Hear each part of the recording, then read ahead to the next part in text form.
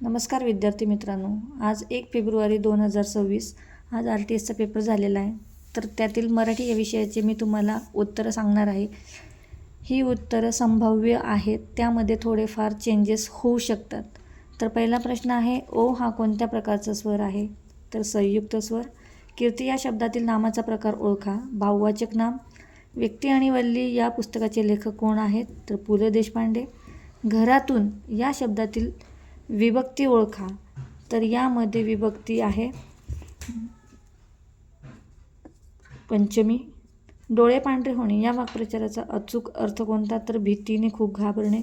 नापसंत हा शब्द खालीलपैकी कोणत्या प्रकारातील आहे? उपसर्ग घटित. प्रणव रोज सकाळी वाचन करतो आणि संध्याकाळी खेळाचा सराव करतो. हे वाक्य खालीलपैकी कोणत्या प्रकाराचे आहे? तर संयुक्त वाक्य. खाली दिलेल्या शब्दातील अशुद्ध शब्द कोणता? अगत्यपूर्वक. प्रश्न क्रमांक 9. एक घाव दोन तुकडे या म्हणीचा समर्पक अर्थ ओळखा. तर पटकन निकाल लावणे. पृथ्वी या शब्दाचा समानार्थी शब्द कोणता? वसुंधरा.